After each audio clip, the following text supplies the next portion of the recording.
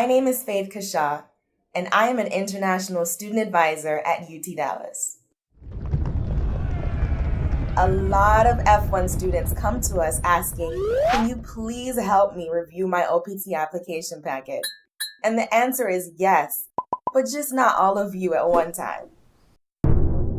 But don't be discouraged, because reviewing your OPT application packet is something you can easily do yourself. In this video, I will show you how. The first step is to quickly confirm that your application is complete. When assembling your packet, use the OPT application mailing instructions as a reference. This is your application, so it's your responsibility to make sure that all the required documents are included and arranged correctly. First up, page 1 of your application, Form G1145. This form is optional. However, if included, it should be the cover sheet of your application. Be sure to fill out your last name, first name, middle name if applicable, your email address, and your mobile phone number. This way, USCIS can notify you once they have received your application. Next up, page 2, your original Form I-765. This form must be an original, not a copy. If the ISSO returned your copy of the I-765 with suggested changes, review those changes and complete a new I-765. If you did not receive a copy with suggested changes, this means that you completed the form correctly. But a lot of students ask, how do I complete my Form I-765? For starters, review the instruction page on the USCIS website. Then, if you still have questions, review our tutorial video on how to complete the form. As part of your application, you also need 2 US size passport photos. Make sure that your photos are recent and that your face and shoulders are centered. Many applications are rejected because students include old pictures or pictures that are not the correct size.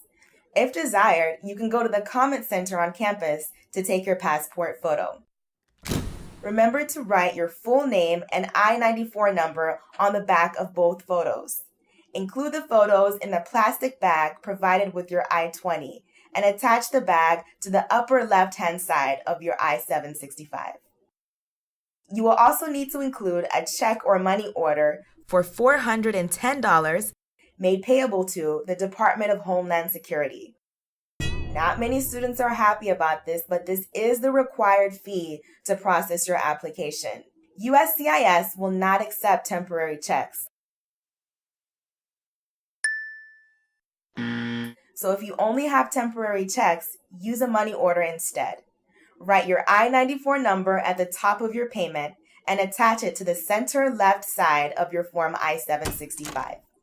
Pages 3 and 4 should be copies of the first 2 pages of your I-20.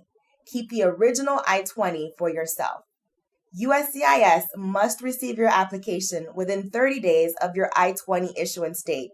So if needed, you can contact the ISSO and request a more recently issued I-20. Do not forget to hand sign the I-20 before you make a copy. Page 5 should be a copy of your valid passport ID page. This is the page that shows your photo and passport expiration date.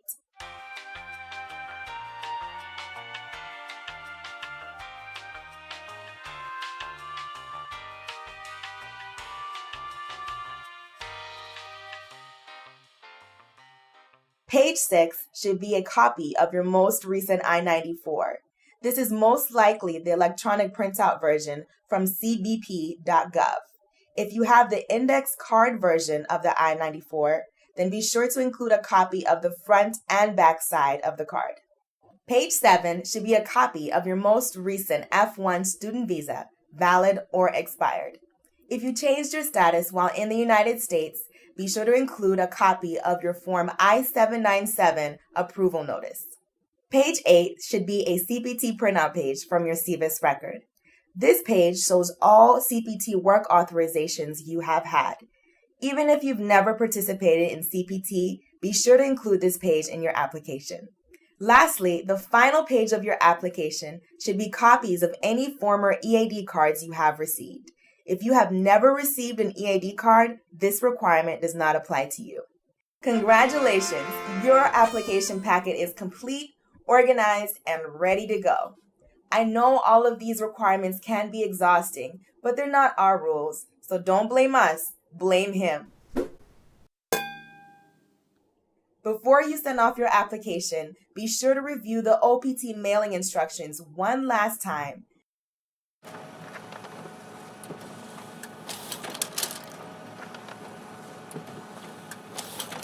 Then send off your application and finally let off a big sigh of relief. Within 2 to 3 weeks of USCIS receiving your application, expect to receive a receipt notice, which will include a receipt number that you can use to track your application status on USCIS.gov. If approved, expect to receive your EAD card within 90 days of USCIS receiving your application.